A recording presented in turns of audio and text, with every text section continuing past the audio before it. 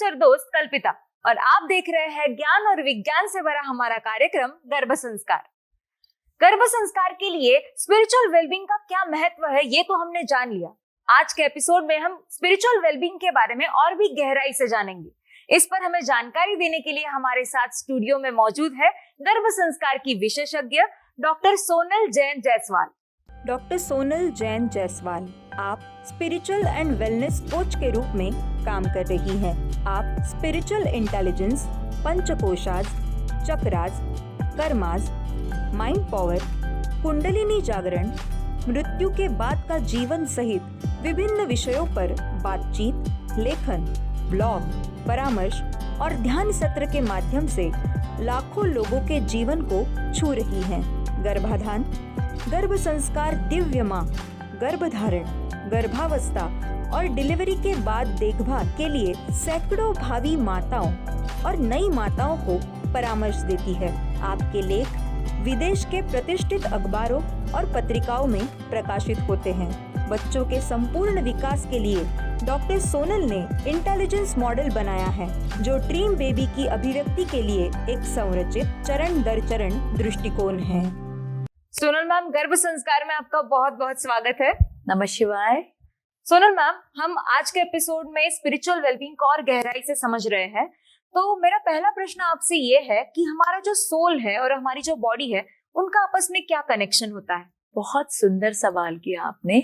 In fact ये जो thought है ना, ये थॉट ही स्पिरिचुअलिटी के मार्ग का फर्स्ट स्टेप है। मतलब ABCD बोलते हैं ना, तो A है, A ऑफ स्पिरिचुअलिटी। इनफैक्ट मेरी भी जो entry in the world of spirituality इसी क्वेश्चन से हुई थी।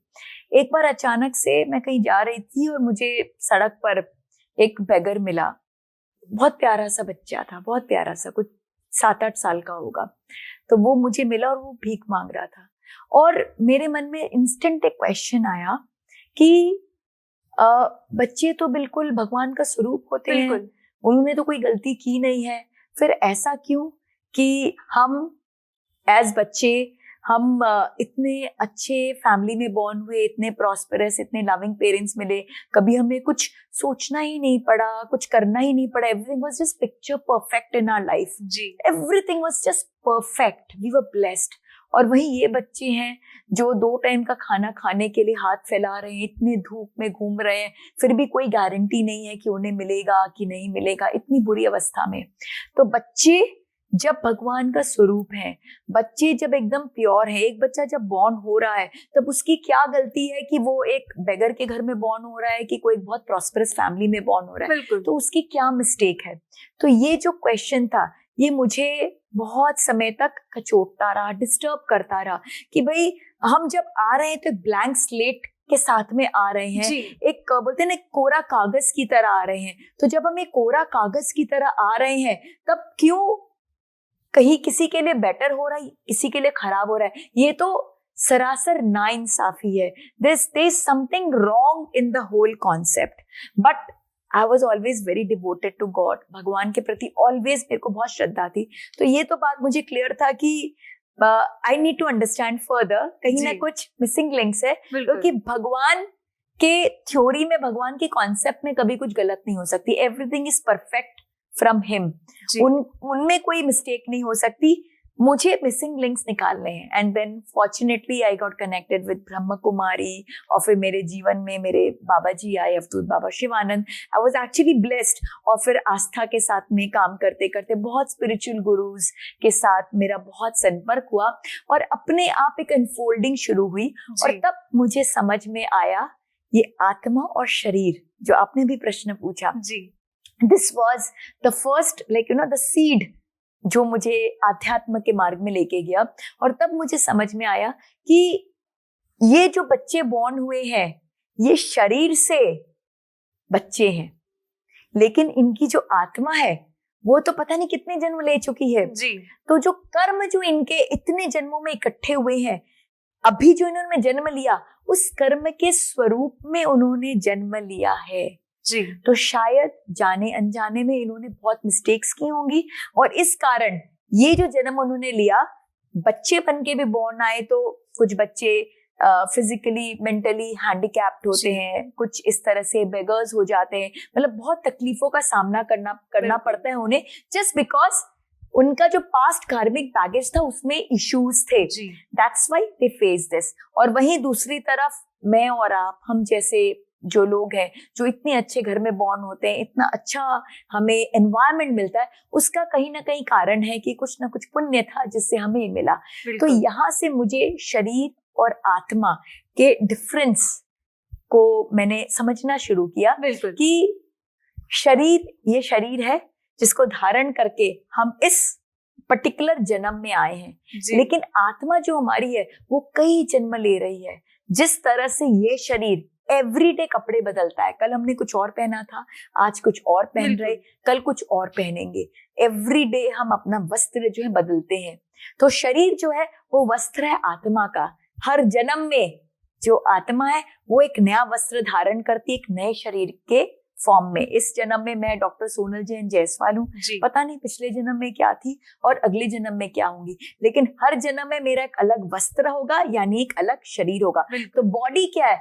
बॉडी है वस्त्र आत्मा का, जो वो हर जन्म में लेती है, बदलती जाती है। और कैसा वस्त्र धारण करेगी वो आत्मा, वो डिपेंड करता है उसके कर्म कैसे हैं।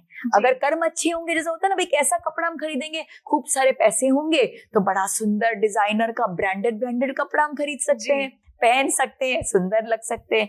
और अगर नहीं होंगे तो भाई जो हमें बेसिक शरीर तन ढांकने के लिए जो हमें मिलेगा वो बेसिक खरीद के पहनेंगे। तो वैसे ही कर्म अगर बहुत अच्छे होंगे तो फिर हमें बहुत अच्छा शरीर मिलेगा, बहुत अच्छा एनवायरनमेंट मिलेगा, बहुत सब कुछ अच्छा होगा। और वही कर्म थोड़े से आगे पीछे रहेंगे तो क्या होगा भाई, शरीर तो मिलेगा बट मे बी उसमें डिफेक्ट्स हो सकती हैं, मे बी उसकी परवरिश में प्रॉब्लम आ सकती है, उसको जो शरीर को एग्जीक्यूट करने के लिए जो कंफर्ट्स चाहिए वो शायद हमें ना मिल सकते हैं। तो अल्टीमेटली शरीर और आत्मा, तो आत्मा चिरकाल से चल रहा है और शरीर जो है वो हर जन्म में नया आता है। बिल्कुल, बहुत ही सिंपल तरीके से समझाया मैम आपने कि हमारा शरीर जो है वो हमारे आत्मा के कपड़े हैं जो हर जन्म में बदलते हैं। बिल्कुल बिल्कुल मैम, जैसे कि आपने कहा कि हमारा जो शरीर है वो हमारे आत्मा के कपड़े होते हैं, तो मैं आपसे पूछना चाहूंगी कि क्या ये जो हमारी बॉडीज है उसमें भी क्या कुछ प्रकार होते हैं? क्योंकि मैंने सुना है कि हमारी बॉडी जो है वो कुछ प्रकार की होती है। आप जो मुझे अभी देख रहे हो, ये जो आपका शरीर, मेरा शरीर आपको दिख रहा है, आप अपने आप को कांच में भी रोज देखते हो, तो आपको क्या लगता है आपकी एग्जिस्टेंस उस तक लिमिटेड है? हाँ, मेरा जो शरीर है वही मैं हूँ, तो जो हम दिखते हैं। तो जो आपको दिख रहा है, आप अपने आप को कांच में देख रहे हो या अपनी आंखों से आप मुझे देख रहे हो, जो आपको मेरा स्वरूप दिख रहा है वो मेरा फिजिकल बॉडी है जो ग्रॉस है, स्थूल है। इसको 5 सेंस के द्वारा, हमारे जो 5 सेंस ऑर्गन्स है, हम उससे इसको देख सकते हैं, सुन सकते हैं, सूंघ सकते हैं, टेस्ट कर सकते हैं, टच कर सकते हैं। हम 5 सेंस ऑर्गन से इसको एक्सपीरियंस कर सकते हैं ये शरीर को। लेकिन आपको आश्चर्य होगा ये जान के कि ये जो शरीर है ये हमारी वीकेस्ट लिंक है, सबसे कमजोर शरीर है। इसके अलावा भी हमारे 4 और शरीर हैं और वो हमारे सूक्ष्म शरीर हैं। और ये जो शरीर है, फिजिकल शरीर है, ये ग्रॉस है, स्थूल है, लेकिन सबसे कमजोर है।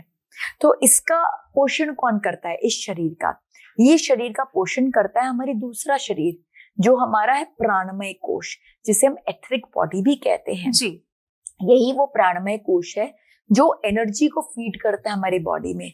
कभी आपने सोचा है इस बात को कि जैसे ही हम शरीर त्याग देते हैं हमारी श्वास बंद हो जाती है और हमारा कट ऑफ हो जाता है इस दुनिया में?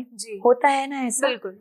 तो लेकिन हिमालय की कंदराओं में ऐसे बहुत सारे ऋषि हैं जो कई समय तक वो अपने ऑक्सीजन के फ्लो को कंट्रोल करके रखते हैं। तो फिर वो कैसे जीवित हैं? नई आइडिया कि हमारा जैसे ऑक्सीजन कट ऑफ होता है, हम तो चले जा रहे हैं, लेकिन हिमालय की कंदरों में ऐसे बहुत ऋषि मुनि हैं जो कंट्रोल कर रहे हैं। यानी कि there is something more. In fact मैं तो ये कहना चाहूंगी कि सपोज हमारा सोर्स ऑफ ऑक्सीजन अगर कट ऑफ हुआ, तो अगर हम ऑक्सीजन पर जीवित हैं तो क्यों ऐसा नहीं हो रहा है कि हम ऑक्सीजन का सिलेंडर लगा लें और हम जीवित रहें? ऐसा क्यों नहीं हो रहा है? नो आइडिया, क्योंकि जान नहीं रहती तो फिर ऑक्सीजन किस काम का? You are very close to it.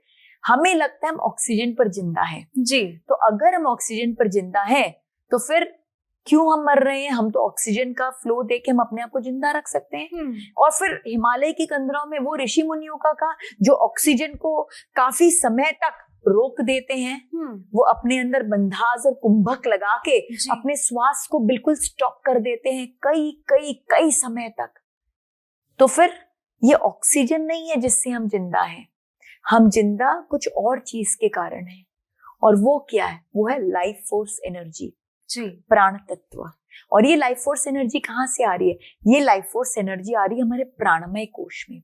हमारे प्राणमय कोश में नाड़ी है, 72,000 नाड़ियां हैं हमारे प्राणमय कोश में, और ये 72,000 नाड़ियों में एनर्जी प्रवाहित होता है। और ये एनर्जी क्या होती है? हमारे फिजिकल बॉडी में आके हमें पोषण करती है।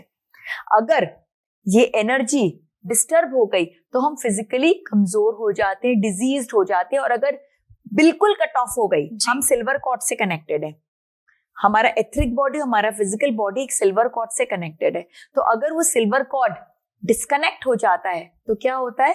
हमारा तुरंत हम मरणासन की अवस्था में आ जाते हैं, हम इमीडिएट हम शरीर को त्याग देते हैं जी, राइट। तो ये जो एनर्जी प्राणमय कोश से हमारे अन्नमय कोश, फिजिकल बॉडी को हम अन्नमय कोश कहते हैं क्योंकि अन्न का बना है शरीर, इसलिए अन्नमय कोश। वो प्राण का बना है इसलिए प्राणमय कोश। तो प्राणमय कोश से अन्नमय कोश में ये जो एनर्जी का फ्लो हो रहा है, इसी से ही हम जिंदा हैं। इनफैक्ट ऑरा के बारे में आपने काफी सुना होगा, we keep talking about it. In fact ये तो लेटेस्ट बज़वर्ड है कि भाई इसकी ऑरा बड़ी स्ट्रांग है, ऑरा को स्ट्रांग करने के लिए क्या करना है? तो ऑरा कुछ नहीं है, ये बायोएथरिक एनर्जी है हमारी। ये जो प्राणमय कोश में जो नाड़ियों में एनर्जी फ्लो हो रही है, ये एनर्जी क्या करती है? हमारे सराउंडिंग में एक फील्ड क्रिएट करती है जो बायोएथरिक फील्ड है जी। और यही फील्ड हमारी ऑरा है। अगर हमारे नाड़ियों में एनर्जी जो फ्लो हो रही है वो बहुत स्ट्रॉन्ग फ्लो हो रही है, बहुत शक्तिशाली है, बहुत प्रभावशाली है, तो क्या होगा? ये फील्ड जो है बहुत पावरफुल होगी जी।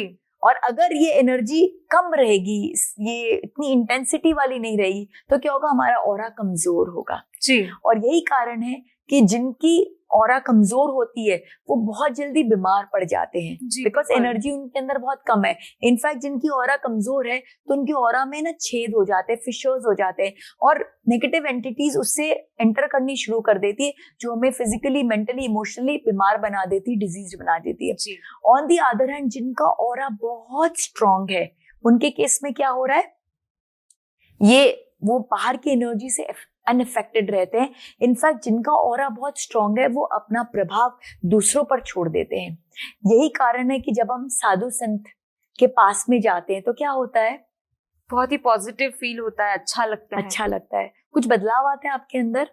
हाँ, हम भी शांत हो जाते हैं, बहुत ज्यादा शांत हो जाते हैं, हम बहुत प्रेरित हो जाते हैं, हम बहुत इन्फ्लुएंस्ड हो जाते हैं। अब देखोगे बहुत सारे पॉजिटिव लोग, इनफैक्ट मैं बोलूंगी बहुत सारे नेगेटिव लोग भी, राइट, चाहे पॉजिटिव ऑरा हो चाहे नेगेटिव ऑरा, अगर ऑरा बहुत स्ट्रांग है, आप जब उनके ऑरा में जाते हो तो उनके ऑरा से बहुत ज्यादा इन्फ्लुएंस्ड हो जाते हो, क्योंकि उनकी ऑरा इतनी शक्तिशाली है कि वो आपकी ऑरा पर हावी हो जाती है।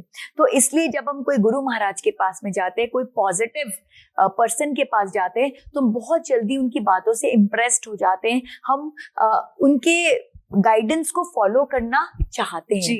लेकिन क्या होता है जब थोड़े दिन में उनका विहार हो जाता है, वो कहीं और चले जाते हैं, या हम उनके पास से वापस अपने घर आ जाते हैं, तब क्या होता है? वैसे ही नॉर्मल फील होने लगता है। यस, बैक टू नॉर्मल जी। ऐसा बहुत हो जाता है। क्यों? क्योंकि हम उनकी ऑरा से बाहर आ गए। तो ये बदलाव हमारे अंदर का नहीं था, बदलाव उनकी ऑरा का था। उनकी ऑरा इतनी स्ट्रॉन्ग थी कि जब तक उनके ऑरा में थे, उनके वाइब्रेशंस में थे, अच्छे अच्छे थॉट्स आ रहे थे, अच्छी अच्छी इच्छाएं हो रही थी, अच्छे अच्छे काम करने के लिए हम प्रेरित हो रहे थे, और जैसी हमारी शिफ्टिंग हुई बैक टू नॉर्मल जी। तो इसलिए अगर हमें चेंज लाना है तो हमें अपने अंदर से चेंज लाना होगा, बिल्कुल। Not just an effect of aura. तो ये बट ये ऑरा का इफेक्ट क्या एक इनिशिएटिंग पॉइंट होता है, बट फिर जब आप अपने ऊपर में वर्किंग करोगे तो वो ऑटोमेटिकली आपके अंदर से जनरेट हो जाएगा। और फिर उसका यही टेस्ट होगा कि जब आप उनकी ऑरा से दूर हो रहे हो तब आप कंटिन्यू कर रहे हो कि नहीं कर रहे हो। अगर बैक टू नॉर्मल है that means no changes happened, और अगर आप कंटिन्यू कर रहे हो दैट मींस चेंजेस हैपनिंग। तो ये हमारा क्या है, ये प्राणमय कोश है जो 72,000 नाड़ियों से बना हुआ है, और ये क्या कर रहा है, ये हमारे अन्नमय कोश को पोषित कर रहा है, उसका पोषण कर रहा है। ये हमारी सेकंड बॉडी है जी। अब इसके बाद है हमारी थर्ड बॉडी, जिसे हम कहते हैं मनोमय कोश या फिर माइंड बॉडी। आपसे एक सवाल पूछना चाहूंगी, कई बार ऐसा होता है कि आप किसी से फर्स्ट टाइम मिली हैं, ना कोई जान ना कोई पहचान, ट्रेन में मिल गई, रास्ते में मिल गई, या स्टूडियो में मिल गई, कहीं भी मिल गई, लेकिन मिलते ही कुछ कनेक्ट महसूस हुआ, कुछ अपनापन महसूस हुआ, और मिलते ही लगा कि कोई मेरी लॉन्ग लॉस्ट फ्रेंड है जी। एक बहुत स्ट्रॉन्ग कनेक्ट फील हुआ। ऐसा होता है आपके साथ? बिल्कुल होता है, होता है। और ऐसा भी होता है कि कोई एक इंसान है जिसने बेचारे ने कुछ किया भी नहीं है आपके साथ, कुछ गलत भी नहीं बोला है, कुछ भी नहीं बोला है, लेकिन जब आप उससे मिलती हैं तो पता नहीं बहुत इरिटेशन सा फील होता है, जबकि वो बेचारा कुछ नहीं करता, फिर भी आपको उसका प्रेजेंस पसंद नहीं आता है। होता है ऐसा? बिल्कुल होता है। होता है।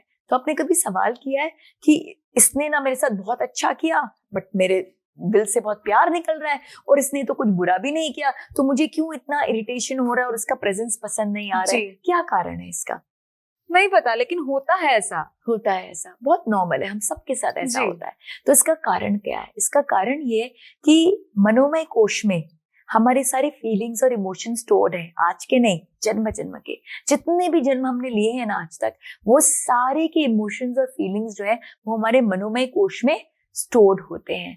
तो क्या होता है कि इस शरीर में आप उस इंसान से पहली बार मिल रही हैं और आपको वो इंसान बहुत अच्छी लग रही है, बट आपको पता नहीं कौन से जन्म में वो आपकी बेस्ट फ्रेंड रही होगी, आपकी माँ रही होगी, आपकी बेटी रही होगी, आपके पति रहे होंगे, यू डोंट नो जी। आपको पता ही नहीं क्या रिश्ता रहा होगा। वो रिश्ता कहीं ना कहीं कनेक्टेड है। आपके मनोमय कोश में वो मेमोरीज एम्बेडेड है, वो मेमोरी ने आपके सोल को उसके सोल के साथ कनेक्ट कर दिया। This was soul to soul connect. Similarly किसी बेचारे ने इस जन्म में कुछ बुरा किया ही नहीं आपके साथ में, फिर भी आपको इरिटेशन हो रहा है, क्यों हो रहा है? कभी ना कहीं भी उसने कुछ ना कुछ गलत किया होगा, वो भी मेमोरी आपके मनोमय कोश में स्टोर्ड है। तो जैसे ही वो सोल सामने आता है, फिजिकली बॉडी फॉर्म में आपको समझ नहीं आ रहा है, बट आपके सोल ने, आपके मनोमय कोश ने जज कर लिया कि अरे ये तो वही आत्मा है जिसने मुझे कष्ट दिया था, तो अपने आप एक इरिटेशन की भावना आ जाती है। तो मनोमय कोश जो है वो क्या करता है, वो फीलिंग्स को, इमोशंस को, सबको स्टोर करता है। ये हमारी थर्ड बॉडी है जी, और बहुत पावरफुल बॉडी है, क्योंकि ये बॉडी जो है ये सीट ऑफ इमोशंस है, and it is very important कि ये बॉडी को हम प्रॉपरली चैनलाइज करें जी, और हमारे अंदर जो इमोशंस आ रहे हैं उसको हम फ्लो होने दें और उसको डायरेक्शन दें। क्योंकि ये जो बॉडी है, ये बॉडी हमें कहाँ लेके जाती है? हमें हमारे फोर्थ बॉडी पे लेके जाती है, और वो फोर्थ बॉडी क्या है? ज्ञानमय कोश, नॉलेज बॉडी जी। और ये नॉलेज बॉडी क्या करती है? ये नॉलेज बॉडी है रेजर्वर ऑफ नॉलेज, रेजर्वर ऑफ इंफॉर्मेशन। हमें पता ही नहीं हमारे अंदर कौन कौन सा ज्ञान छुपा हुआ है जी। हमारी जो मेमोरी है ना, जो हमारा ज्ञानमय कोश है, उसमें ब्रह्मांड का ज्ञान छुपा हुआ है, बट प्रॉब्लम क्या है? हम उसको टैप नहीं कर पा रहे हैं जी। और यही कारण है कि हम अपने माइंड पावर के सिर्फ 4% को यूज कर पाते हैं, और आइंस्टाइन ने 8% को यूज किया था। हमने अपने मेंटल वेलबींग के सेशंस में ये सब बातों पे काफी चर्चा की थी कि एक ह्यूमन बॉडी जो है वो सिर्फ 4 to 5% ऑफ माइंड पावर को यूज कर पाती है, और जो सबसे इंटेलिजेंट जीनियस जो इस दुनिया में बॉर्न हुए आइंस्टाइन, उन्होंने 8% तक यूज किया। डबल डिजिट तक तो कोई जा ही नहीं पाए। क्यों नहीं जा पाए? क्योंकि ये जो हमारा ज्ञानमय कोश, हमको इसको टच करना है। शायद गए भी होंगे जो हिमालय की कंदराओं में, इस तरह के बहुत ऋषि मुनि हैं जो त्रिकालदर्शी हैं, उनको भूत भविष्य सबका ज्ञान है, बट वो साइंटिफिकली रिकॉर्डेड नहीं है। बिल्कुल राइट तो वो साइंटिफिक, और हमारे जो सारे ऋषि मुनि थे जिन्होंने वेद की रचना की, इस तरह की संहिताओं की रचना की, उपनिषद की रचना की, उनमें भी वो सब ज्ञान था। तभी तो रीजन है कि आज चरकाचार्य और श्रुताचार्य ने जो मंथ पर मंथ में फीटल ग्रोथ के बारे में बताया, आज सोनोग्राफी से प्रूव्ड हो रहा है। उस समय तो कोई मशीन्स नहीं थी, नो मशीन्स कि भाई ये सोनोग्राफी कर रहे, स्कैन कर रहे और पता चल रहा है फर्स्ट मंथ में ये साइज है, सेकंड मंथ में ऐसा है, ये डेवलपमेंट्स हो रहे हैं, कुछ भी नहीं था हमारे पास। उन्होंने अपने त्रिकालदर्शी ज्ञान से वो क्या किए थे, अपने ज्ञानमय कोश में एंटर किए, और ज्ञानमय कोश में एंटर करके उन्होंने सब चीजों को इंगित कर दिया जो आज साइंस अपने मशीन्स के द्वारा उसका पुष्टिकरण कर रही है। तो ये ज्ञानमय कोश है जहाँ पे ब्रह्मांड का ज्ञान छुपा हुआ है, और हम जैसे जैसे अपनी चेतना के स्तर को बढ़ाएंगे तो शायद हम इसको हल्का हल्का टच कर पाए, और जब हम इसको हल्का हल्का टच कर पाएंगे ना तो हमें शायद वो डेजा वो एक्सपीरियंसेस होने शुरू हो जाए। जी भाई वो जो सडन जो एक हमें लगता है कि oh we have already experience these things, या फिर सडनली कुछ होने वाला होता है उसका आभास हमें पहले से हो जाता है।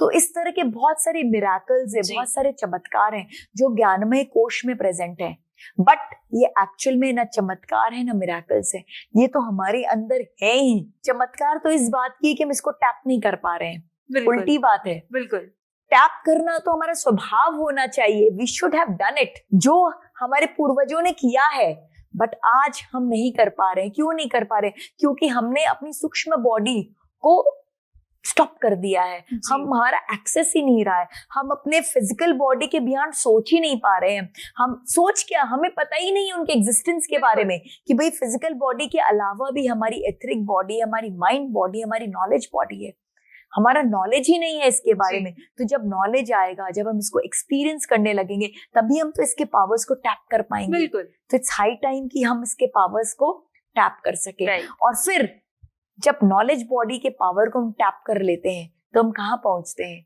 अपने फाइनल बॉडी में, जहाँ पे हमारी आत्मा का निवास है, वो है आनंदमय कोश। जी जैसा कि इसका नाम है, this is body of bliss. आनंदमय कोश मतलब वो कोश, वो बॉडी जो ब्लिस में है, in a permanent state of bliss. सत चित आनंद की जो अवस्था है वही हमारे आनंदमय कोश की अवस्था है। जी जो फिजिकल बॉडी की अवस्था क्या है? पीड़ा की अवस्था। बिल्कुल हम जब इस फिजिकल बॉडी में रहते हैं, संसार से कनेक्टेड रहते हैं, तो क्या होता है, हमेशा हम पेन एंड सफरिंग में ही जीते हैं। जी हर चीज में हमें पेन और सफरिंग ही मिलता है। लेकिन जैसे जैसे हम अपनी चेतना के स्तर को बढ़ाते बढ़ाते आनंदमय कोश की अवस्था तक पहुंचते हैं, तो हम उस पेन और सफरिंग से हम बॉडी ऑफ ब्लिस में चले जाते हैं, एक ब्लिसफुल स्टेट में हम चले जाते हैं। और ये वो पॉइंट है जब हम आत्मा के नियर आते हैं। जी और यही वो स्टेट है जो हमारा एक्चुअल स्टेट है, हमारा जो स्वरूप है ना, वो ये ब्लिसफुल स्टेट है। और जब जब हम इस ब्लिसफुल स्टेट से इधर उधर हो जाते, भटक जाते, तब कार्मिक ट्रांजैक्शन में हम बंध जाते हैं। जी हम कार्मिक ट्रांजैक्शन में जूझ जाते हैं, कनेक्टेड हो जाते हैं। और जब जब हम इस स्टेट ऑफ ब्लिस में रहते हैं, we are in a no karmic zone, because we are in a natural state. सत्यचित आनंद जो है वो हमारा मूल स्वरूप है। इसलिए जब जब हम सत्यचित आनंद की अवस्था में रहते हैं, हम अपने सबकॉन्शियस माइंड के एकदम करीब रहते हैं, हम अपनी आत्मा के एकदम करीब रहते हैं, और उस समय हम जो मटेरियलाइज करना चाहें मटेरियलाइज करने में सक्षम हो जाते हैं। It is a very powerful state. So हमें कोशिश करनी चाहिए कि हम इस अवस्था में जितना रह सके हम रहें। जितना हम इस अवस्था में रहेंगे, हम अपनी आत्मा के करीब रहेंगे, और जितना आत्मा के करीब रहेंगे, हम इस कर्मों के जंजाल से बचे रहेंगे। कर्म कब लगते हैं? जब जब हम अपने ब्लिसफुल स्टेट से थोड़े भी इधर उधर होते हैं, हमें कर्म लग जाता है, कर्मों का ट्रांजैक्शन शुरू हो जाता है। और जब जब हम स्टेट ऑफ ब्लिस में रहते हैं, तब तक हम एकदम ब्लिस में रहते हैं, हम नो कार्मिक जोन में रहते हैं। जी और अगर हमें बोलते हैं ना कि इस अन्नमय कोश से आनंदमय कोश में जाना है, तो सिंपल हमें एक ब्लिसफुल सिचुएशन में पहुंचना। जैसे जैसे हम अपने अंदर एक ब्लिस की अवस्था को बढ़ाते जाएंगे, जी। हम अपने आनंदमय कोश के करीब होते जाएंगे। जी बिल्कुल मैम, आपने ये जो 5 बॉडीज के बारे में हमें बताया, तो जैसे कि हम जानते हैं कि हमारे एलिमेंट्स जो है वो भी 5 ही होते हैं, तो क्या इन 5 बॉडीज का इन 5 एलिमेंट से कुछ नाता है, कुछ रिलेशन है? बिल्कुल, हमारे जो पंचकोश हैं, ये 5 बॉडीज को हम पंचकोश कहते हैं, बिकॉज कोश मतलब क्या, लेयर्स हैं। जी। हमारे 5 लेयर्स हैं, तो हमारे जो पंचकोश हैं और ये 5 एलिमेंट क्या हो गए, पंच महाभूत। ऑफ कोर्स इनका कनेक्शन है, क्योंकि पंचकोश में क्या चीज, कौन सा कोश क्रॉस है, अन्नमय कोश जी। और ये जो 5 एलिमेंट है, पंच महाभूत जो है, ये भी क्रॉस है, they not subtle, they all जी। क्रॉस। तो पंच महाभूत क्या है, धरती, जल, अग्नि, वायु और आकाश। ये 5 महाभूत, ये जो 5 तत्व हैं, ये 5 तत्व से ही हमारा ये अन्नमय कोश बना है। बिल्कुल, राइट। तो बहुत इंपॉर्टेंट है कि ये 5 तत्व जो है, इनका जो सम्मिश्रण है वो प्रॉपर हो, बैलेंस्ड हो। It is very very very important, क्योंकि अगर ये 5 महाभूत जो है ये प्रॉपरली नहीं बैलेंस्ड होंगे तो ये हमारे बॉडी में कई प्रकार के डिफॉर्मिटीज और डिजीज पैदा कर सकते हैं। जी। तो अगर पृथ्वी तत्व का हमारे फीटस में इम्बैलेंस हो गया तो क्या होगा, तो हमारा जो फीटस है वो थोड़ा सा इनस्टेबल, अनस्टेबल हो जाएगा और मिसकैरेज होने की चांसेस हो सकती हैं। उसका ग्रोथ जो है वो थोड़ा स्टंटेड हो सकता है। उसका जो बॉडी, जो क्या बोलते हैं ना, बोन्स वगैरह हैं, वो कमजोर हो सकते हैं, क्योंकि पृथ्वी तत्व क्या, पृथ्वी तत्व सॉलिड है। तो जो सॉलिड है, जैसे हमारा बोन हो गया और हमारा जो ओवरऑल स्ट्रक्चर हो गया, हमारे बोन को, हमारे स्केलेटल स्ट्रक्चर को ये काफी हद तक डिफॉर्म कर सकता है, उसमें डिफिकल्टी ला सकता है। और फिर दूसरा जो तत्व है वो हमारा है जल तत्व। तो जल तत्व अगर इम्बैलेंस हो गया तो क्या करेगा, वो हमारे बॉडी में जो लिक्विड एलिमेंट है उसको डिस्टर्ब करेगा। हमारा जो एमनियोटिक फ्लूइड है उसकी लेवल्स गड़बड़ हो जाएंगी, कम हो जाएंगी। जो क्रीनियम सेक्शन है हमारे फीटस का, उसमें पानी भर सकता है और इस तरह की जो प्रॉब्लम्स है वो आ सकती है। और बिकॉज एमनियोटिक फ्लूइड से क्या होता है, हमारे फीटस को, हमारा जो बच्चे है उसको नॉरिशमेंट मिलता है। तो अगर ये जल तत्व बराबर नहीं रहा तो वो हमारे फीटस को प्रॉपरली नरिश भी नहीं करेगा। तो इस तरह की प्रॉब्लम्स आ सकती है जब जल तत्व हमारा इम्बैलेंस हो। जी। फिर हमारा तीसरा तत्व जो है वो है अग्नि तत्व। तो अग्नि तत्व में अगर प्रॉब्लम होती है तो कहाँ कहाँ प्रॉब्लम आ सकती है अग्नि तत्व के इम्बैलेंसिंग से। सबसे ज्यादा जो अग्नि का स्थान है वो हमारी जठर अग्नि, यानी हमारा डाइजेस्टिव सिस्टम। तो हमें डाइजेस्टिव डिसऑर्डर्स हो सकते हैं अगर अग्नि तत्व हमारा नहीं प्रॉपर हो। प्लस ये जो अग्नि तत्व है वो कनेक्टेड हमारे सेंस ऑफ विजन के साथ में, तो हमारे आईज में भी प्रॉब्लम आ सकती है, हमें स्किन एलर्जीज हो सकते हैं। फिर हमारा चौथा तत्व है वायु तत्व। तो वायु तत्व अगर इम्बैलेंस हो तो क्या होगा, वो हमारे अंदर अननेचुरल सेल डिविजन्स क्रिएट करेगा, जिसके कारण कुछ एबनॉर्मल ग्रोथ भी हो सकती है। कई बार हम देखते हैं कुछ लोगों का कि 6th फिंगर होते हैं, 6th टो होते हैं। कई बार हम देखते हैं कि उनका एनल फिशर्स बराबर नहीं है, उनका फ्यूज्ड रेक्टम हो गया है। बेसिकली बॉडी का जो ग्रोथ है जैसा होना चाहिए वैसा नहीं हो के कुछ एबनॉर्मलिटी हो गई है, 2 ऑर्गन फ्यूज हो गए हैं या एक्स्ट्रा ऑर्गन हो गया है। इस तरह की प्रॉब्लम्स जो है वो वायु तत्व के इम्बैलेंस के कारण क्रिएट हो जाती है। और फिर हमारा जो फाइनल तत्व है, आखिरी तत्व है, वो आकाश तत्व है, ईथर। तो ईथर अगर इम्बैलेंस होता है तो क्या करता है, हमारे अंदर बहुत सारी कॉन्जेनिटल डिफेक्ट्स को लेके आता है। हमारी हार्ट में प्रॉब्लम्स आ जाती हैं, हमारे ईयर्स में प्रॉब्लम आ जाती है। तो इस तरह से अगर हमारे 5 तत्वों का प्रॉपर बैलेंसिंग नहीं हुआ तो हमारे फीटस में इस तरह के डिफेक्ट्स हो सकते हैं और जो बच्चा बॉर्न होगा वो डिफेक्ट के साथ बॉर्न हो सकता है। इसलिए बहुत इंपॉर्टेंट है कि हम अपने 5 एलिमेंट को बैलेंस करें। अब कैसे बैलेंस करें? There are 2 ways of balancing. One is external and the other is internal.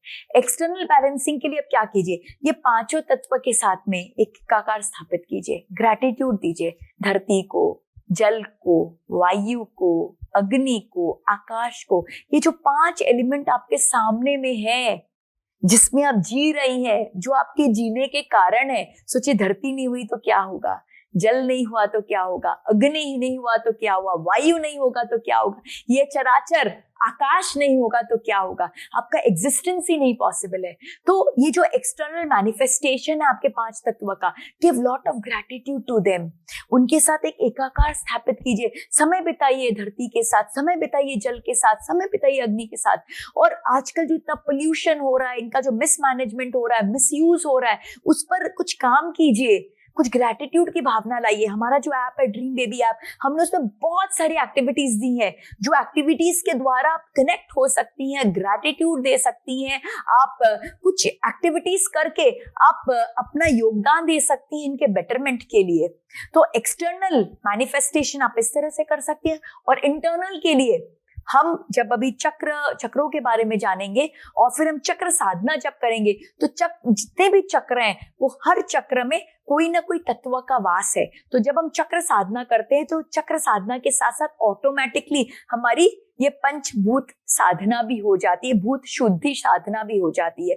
तो हम जब ये चक्र बैलेंसिंग करेंगे और चक्र की साधना करेंगे, तो वहां पे स्टेप बाय स्टेप हम डिस्कशन करेंगे कि किस तरह से थ्रू मेडिटेशन ऑल्सो आप ये तत्वों पर इम्प्रूवमेंट्स लेके आ सकती हैं। जी बिल्कुल मैम, आपने बहुत ही अच्छी तरीके से हमें समझाया, बहुत ही अच्छी जानकारी दी गर्भ संस्कार के बारे में और स्पिरिचुअल वेलबींग के बारे में। हम आपसे और भी जानकारी लेंगे, लेकिन अगले एपिसोड में। फिलहाल के लिए आपका बहुत बहुत शुक्रिया। धन्यवाद।